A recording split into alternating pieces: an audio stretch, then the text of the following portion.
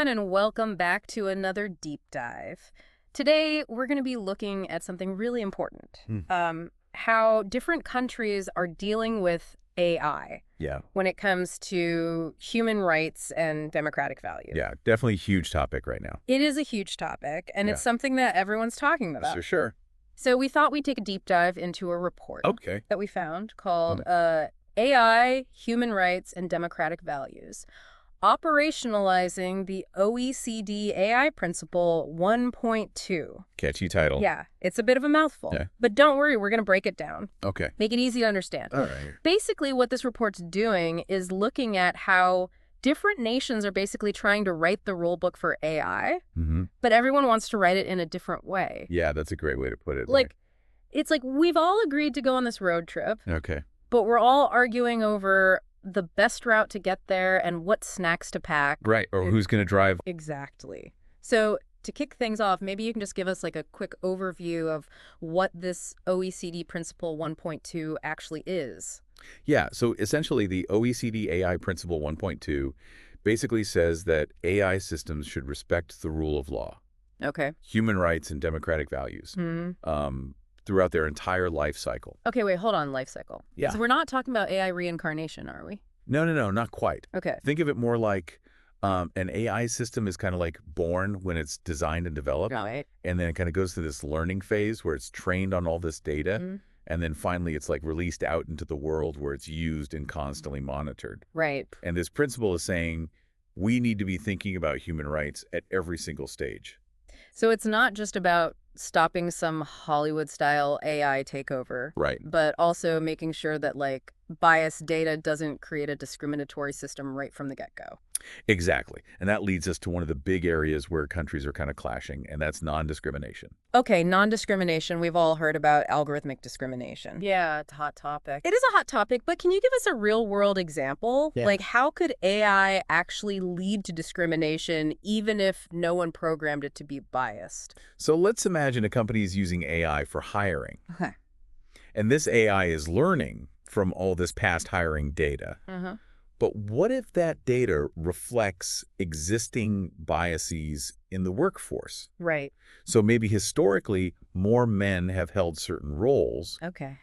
The AI, just by following the patterns in the data, might then unfairly favor male candidates, Oh, wow. even if they're not the most qualified. So it's not necessarily about someone intentionally creating a sexist AI. It's more about the data it learns from being skewed in the first place. Exactly. And that's where these regulations come in. Okay. So some countries, like Argentina, they've just straight up banned AI systems that could be discriminatory. So just ban the bad AI. Well, it sounds simple, Yeah. but then how do you define what is discrimination? That gets complicated. Yeah, for sure. Other countries like the EU and Canada, they're focusing more on specific requirements for things like data governance and how the systems are designed. Okay. The idea is to build in those safeguards from the beginning Right. to prevent that AI bias. So it's more about like setting up guardrails Exactly. to steer the AI in the right direction rather than just banning everything that could be discriminatory. Yeah. And then you've got countries like Brazil Okay. that are trying to do both. Oh, wow. They've got outright prohibitions and specific requirements for AI systems. Okay. They're even trying to catch both obvious and subtle forms of bias, Oh, yeah. recognizing that discrimination isn't always intentional. Really thinking about all the angles there. Yeah. Okay, so we've got all these different approaches, but what about the U.S.? Yeah, so the U.S. is interesting. They don't have one big federal law on AI discrimination. Okay. It's more of a patchwork of efforts. Right. Like they've got the executive order on AI, which encourages agencies to address discrimination in specific areas like housing and hiring. Okay. They've also got guidelines like the blueprint for an AI Bill of Rights Right. that urges developers to bake fairness into their systems. So it's more about like nudging companies in the right direction rather than laying down the law. Exactly. Okay. I'm starting to see why this is such a tricky global puzzle. Right. And speaking of tricky, Yeah. let's move on to another hot button issue, content moderation. Okay. Think about all that AI-generated stuff flooding the internet these days. Yeah. Text, images, videos, you name it. It's everywhere. What happens when AI starts creating illegal or harmful content? That's when I start to get those Black Mirror vibes, you know? Right. We've all see those deepfake videos in the news, like super realistic, but totally fabricated. Yeah. It's scary to think what could happen if AI is used to spread misinformation or create harmful content. Yeah, it's a serious concern. And you're right. It is a bit like a real-life Black Mirror episode. Oh. And that's why some countries are starting to include content moderation requirements in their AI rulebooks. Okay, I bet China's leading the charge on this one. You're spot on. Yeah. So China's regulations for generative AI and those like super realistic deep synthesis services, they've all got content moderation built in. Mm-hmm. They're especially worried about anything that undermines the state or spreads what they consider fake news. Right, so a strong emphasis on maintaining social and political control. Yeah.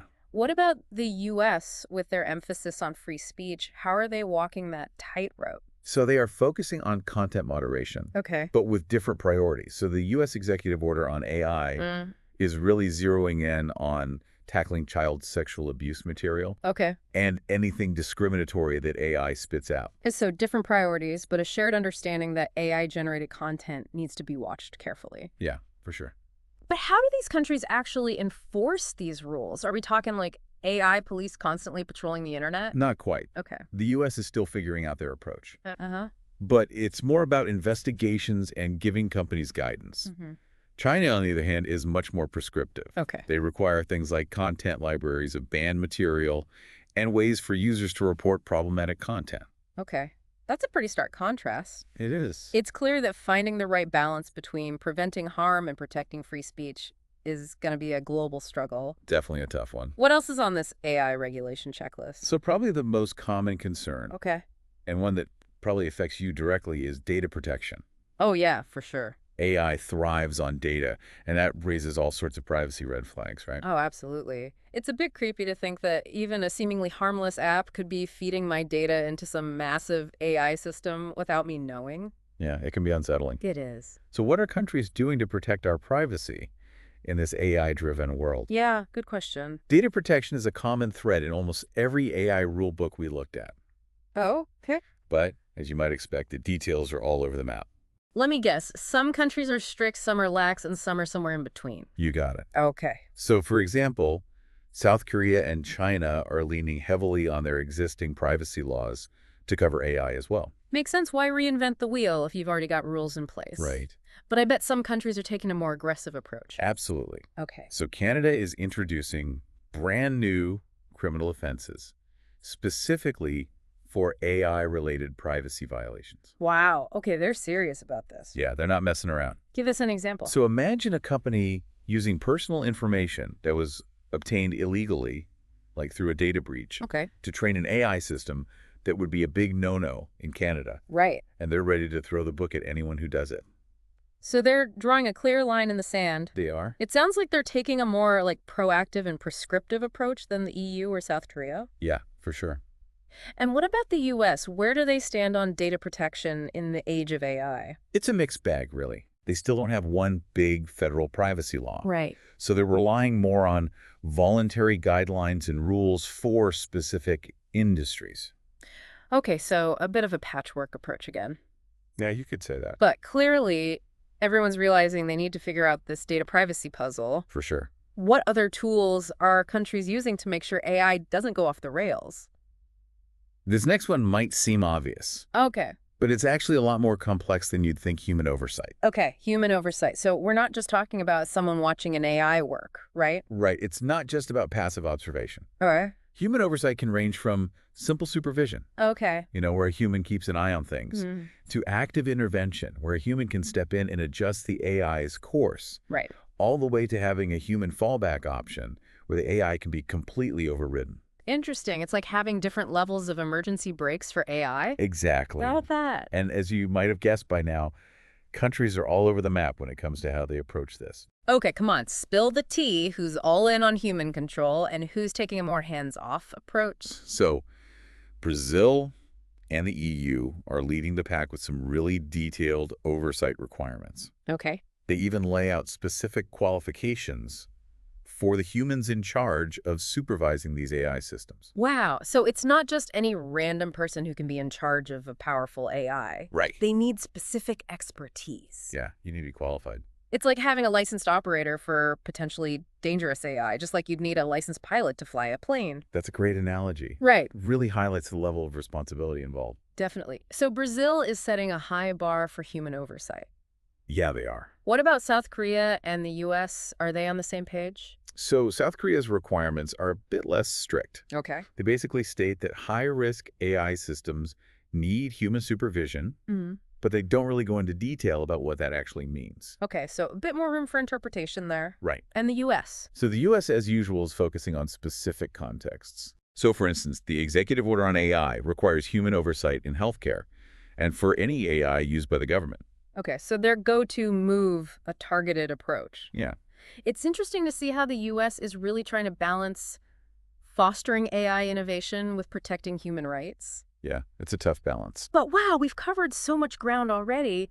It's clear that this whole AI regulation landscape is incredibly complex. For sure. Where do we go from here? Well, we've laid a solid foundation, but there's still one more crucial piece of this puzzle we need to discuss. Okay. And that's interaction rights. Interaction rights. These are all about giving you, the individual, okay, more control over how AI impacts your life. Okay, that sounds important.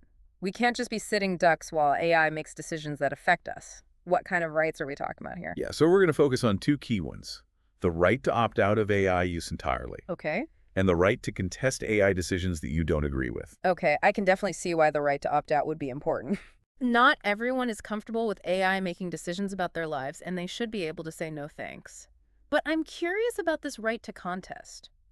Can you give me a real-life example of when someone might need to do that? Absolutely. So imagine you're applying for a loan. Okay.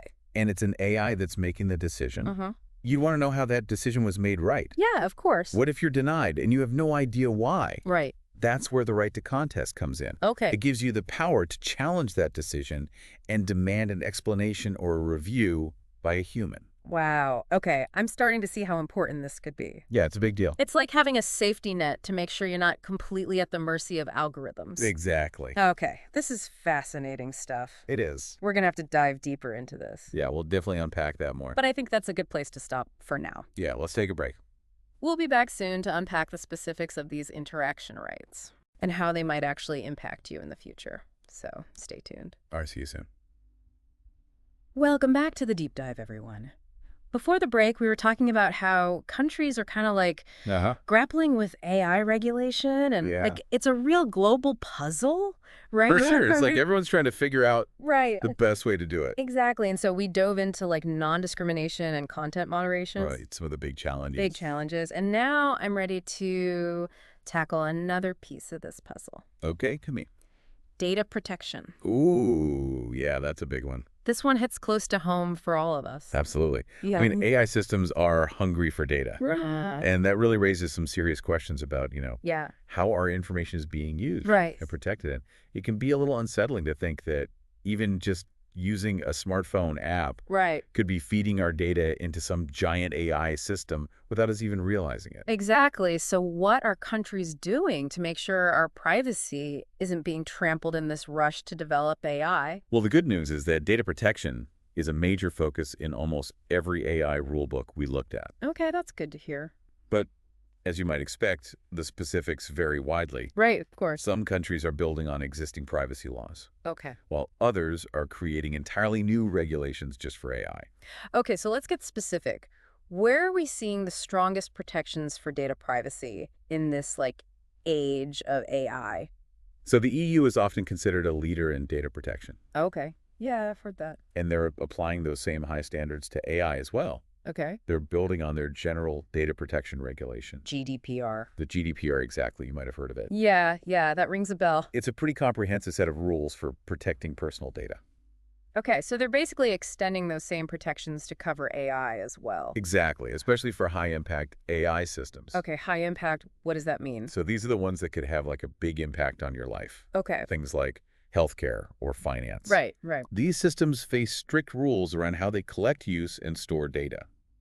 So if a company is using AI to make decisions about my health or my finances, I have some pretty strong rights to control how my data is being used. Absolutely. You have the right to access your data, to have it corrected or deleted, and even to object to its use for certain purposes. Wow. And these rights apply even if that data is being used to train AI systems. That's reassuring to know. It's good to hear that some countries are taking data privacy seriously. Are any other countries following the EU's lead? Yeah, so South Korea is taking a similar approach. Okay. They're relying heavily on their existing privacy law, Right. the Personal Information Protection Act, Right. to govern AI data practices. So they're basically saying, hey, we've already got good rules in place. Let's just make sure they apply to AI as well. Exactly. Why reinvent the wheel? Right. But I'm guessing not every country is taking such a hands-off approach. You're right. Canada, for instance, is going a step further. Okay, tell me more. They're not just relying on existing laws. They're creating new criminal offenses specifically for AI-related privacy violations. Wow, they're not messing around. Give us an example. What kind of violations are we talking about? So imagine a company using personal information that was obtained illegally, Oh, like through a data breach, to train an AI system. right. That would be a big no-no in Canada. Yeah, it's not good. And they're ready to throw the book at anyone who does it.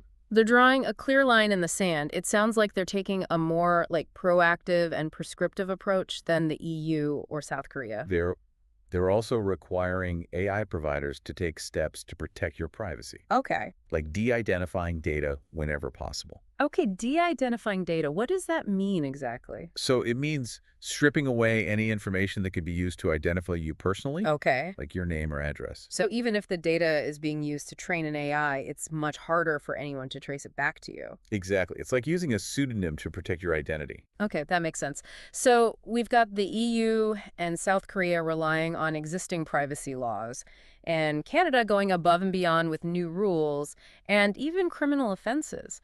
What about the U.S.? Where did they stand in all of this? So the U.S. is a bit of an outlier, as you might expect. Yeah. They still don't have a comprehensive federal privacy law, Right. which makes regulating AI data practices a bit of a challenge. Yeah, the U.S. has always been a bit of a patchwork when it comes to data privacy. So what are they doing in the meantime? They're relying on a mix of sector-specific laws and voluntary guidelines. Okay. So, for example, there are laws in place to protect your health information Right. and your financial data. Right. So it's more like a choose-your-own-adventure approach to data privacy, depending on what kind of data we're talking about? It can feel that way. Yeah. But the executive order on AI does encourage government agencies to prioritize data protection and privacy when they're using AI. Okay, so at least there's some pressure from the top to take this seriously. But I can't help but feel like the U.S. is lagging behind a bit when it comes to data protection in the age of AI. Yeah, I understand your concern. It remains to be seen how effective this patchwork approach will be in the long run. Okay, we've covered non-discrimination, content moderation, and data protection. Those are some pretty big pieces of the AI regulation puzzle. What else are countries trying to figure out? Let's talk about human oversight. Okay, human oversight. This one gets to the heart of who's really in control when it comes to AI. Do we want machines making life-altering decisions? Ooh, that's a scary thought. Right. Without any human involvement. Yeah, without any accountability. So how are countries trying to make sure humans are still in the driver's seat, so to speak? Yeah, good question. There's a whole range of approaches, from very specific requirements to more general guidelines. Okay. So Brazil have some of the most detailed rules on this. Okay. They require human oversight for any AI system that could pose a risk to your physical safety or have irreversible consequences. So basically any AI that could do serious harm or make decisions that can't be easily undone. Exactly. It makes sense to have a human keeping a close eye on those. It does. So Brazil is not messing around. Yeah, they're not. They're serious about this human oversight. And they don't just say there needs to be a human involved. Right. They actually specify qualifications for the people who are responsible for overseeing these systems. Wow, so it's not just any random person who can be in charge of a powerful AI. Right. They need specific training and expertise. You need to be qualified. It's like having a licensed operator for potentially dangerous AI, just like you'd have a licensed pilot for an airplane. That's a great analogy. Right. It really highlights the level of responsibility involved. Definitely. So Brazil is setting a high bar for human oversight. Yeah, they are. What about other countries? Are they following suit? So the EU is also big on human oversight, especially for those high-risk AI systems we talked about earlier. What? They mandate that these systems be designed to allow for effective human oversight. Okay. They also require that the humans in charge have the necessary competence and training. Yeah. They're really emphasizing the need for qualified personnel to keep an eye on these powerful AI systems. Okay, so both Brazil and the EU are taking human oversight very seriously. What about other parts of the world?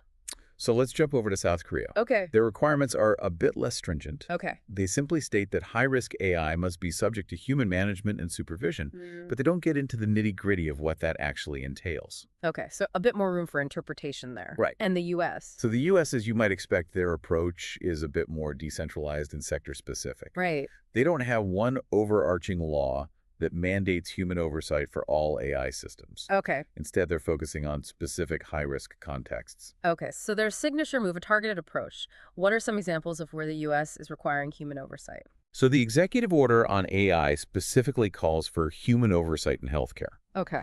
And anytime the government uses AI, right, they're also encouraging companies to provide human fallback options for automated systems, right, so that people can opt out of an AI decision and have a human step in if they need to. So even if they're not mandating human oversight across the board, they are trying to give individuals more control and make sure they're not completely at the mercy of algorithm. Exactly. It's all about empowering people and making sure they have a voice in how AI is used. Okay, so we've covered data protection and human oversight. We're really getting a sense of how countries are trying to build safeguards into their AI regulations. But I have to admit, all these different approaches are starting to make my head spin a bit.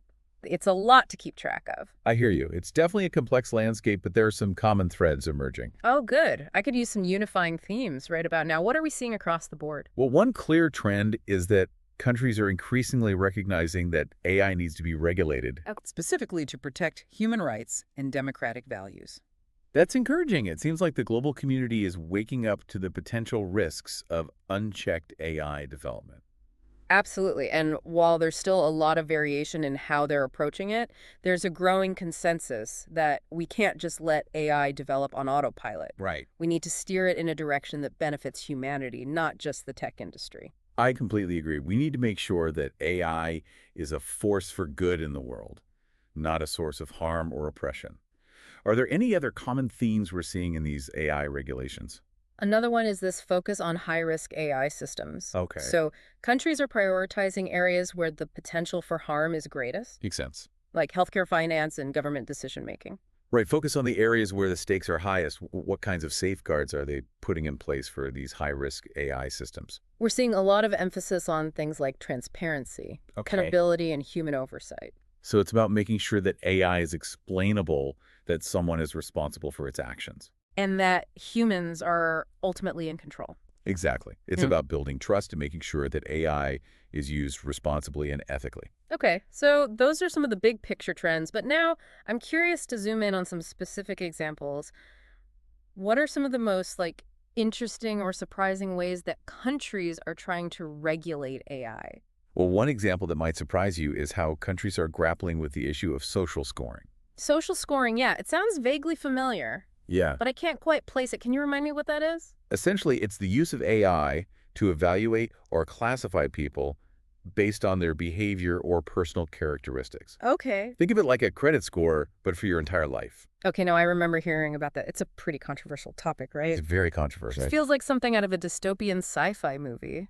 It does have those Black Mirror vibes, doesn't it? Totally. And so how are countries dealing with this? Well, the EU has taken a very firm stance against it. They've explicitly banned social scoring systems that could lead to unfair or discriminatory treatment. God, I don't want to live in a world where an algorithm is judging me and deciding my fate. Are there any other countries that are addressing social scoring in their AI regulations? So China is another interesting example. They've been experimenting with social scoring systems for a while now. Right. But they're starting to implement regulations to prevent these systems from being used in discriminatory or harmful ways.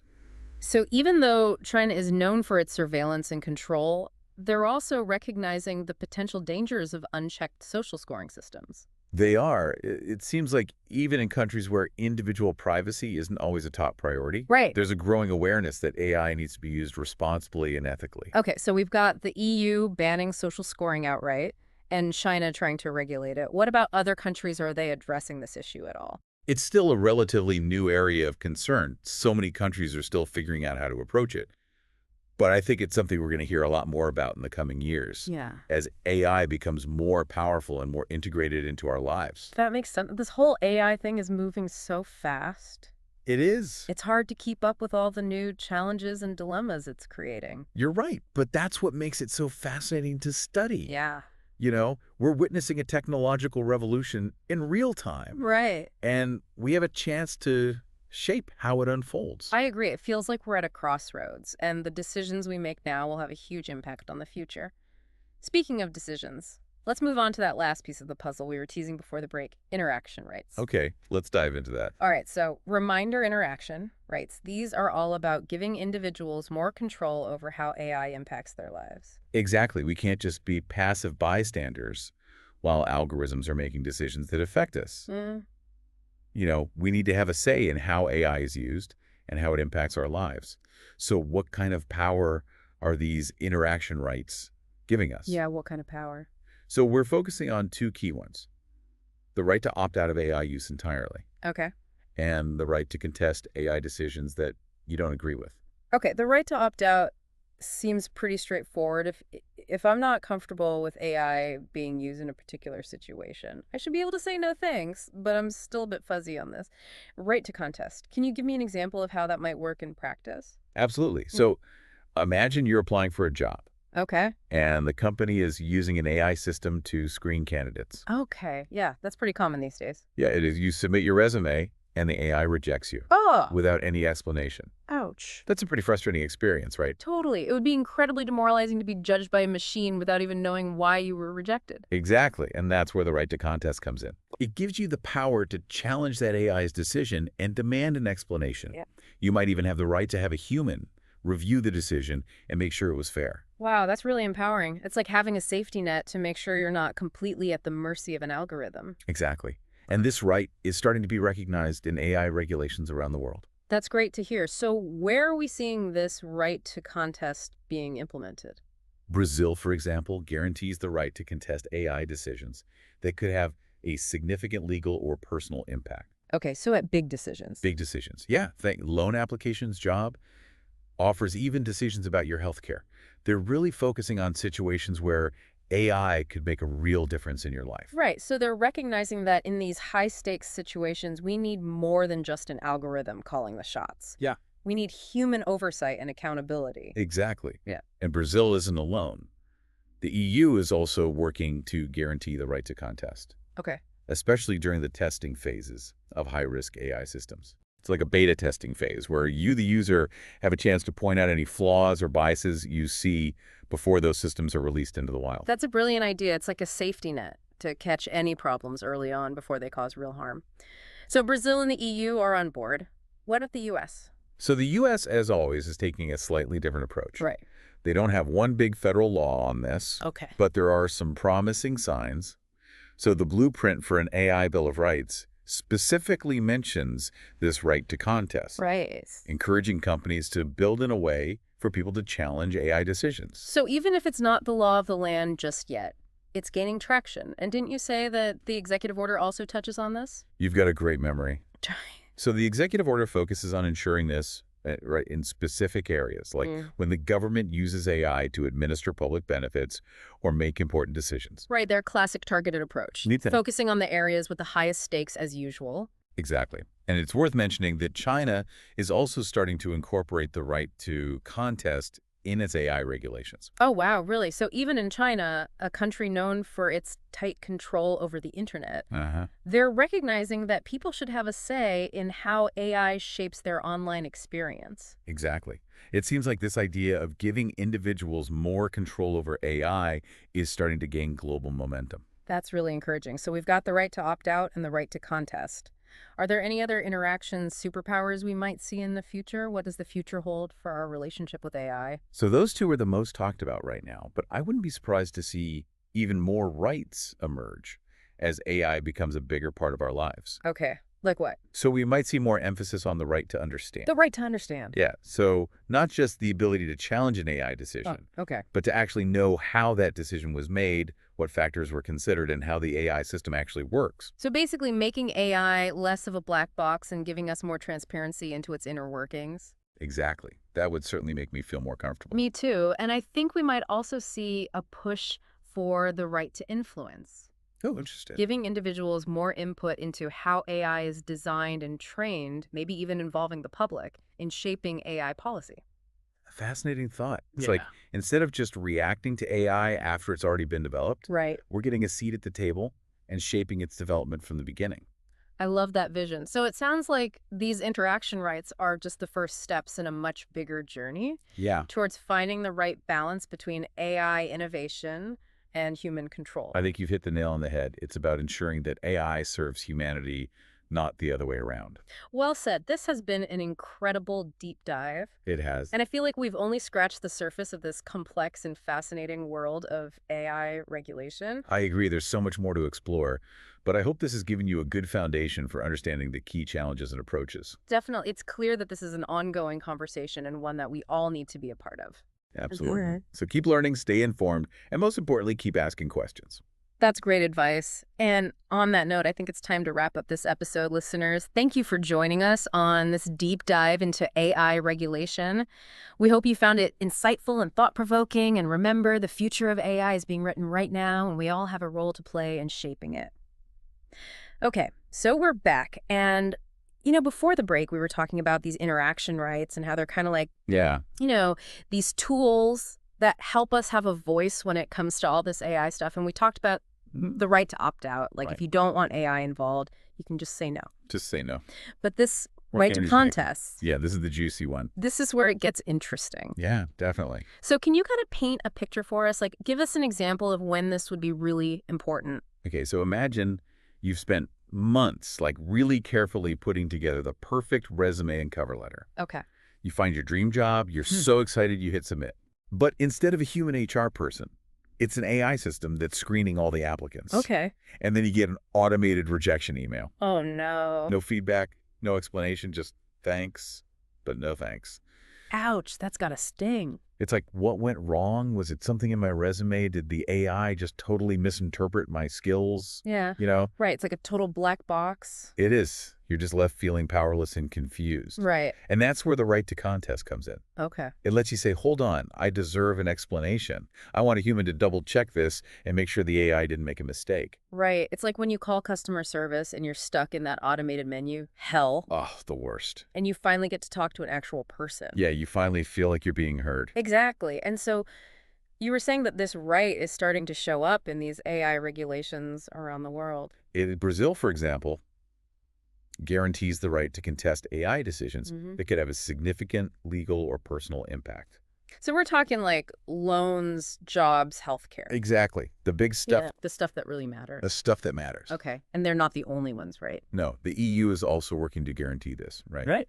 Especially during the testing phases of high-risk AI systems. So it's like a beta testing phase where you, the user, have a chance to point out any flaws or biases you see before those systems are released to the public. Exactly. It's like a safety net to catch any problems early on before they cause real harm. Okay. So Brazil and the EU are on board. What about the U.S.? So the U.S.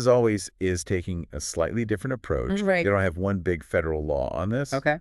But there are some promising signs. So the blueprint for an AI Bill of Rights specifically mentions this right to contest. Okay. And encourages companies to build in a way for people to challenge AI decisions. So even if it's not legally required, it's at least an idea that's gaining some traction. It is. And you remember the executive order we talked about? Yeah. That also touches on this, right?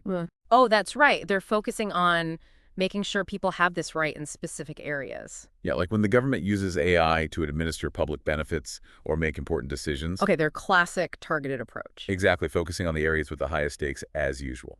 As usual. And didn't you say that China is also getting on board with this? Yeah, they are actually. Wow. So even China, a country that's known for having pretty tight control over the internet, is recognizing that people should have a say in how AI shapes their online experience. It seems like so this idea of giving individuals more control over AI is starting to gain some global momentum. That is really encouraging. So we've got the right to opt out, the right to contest any other interaction superpowers we might see in the future.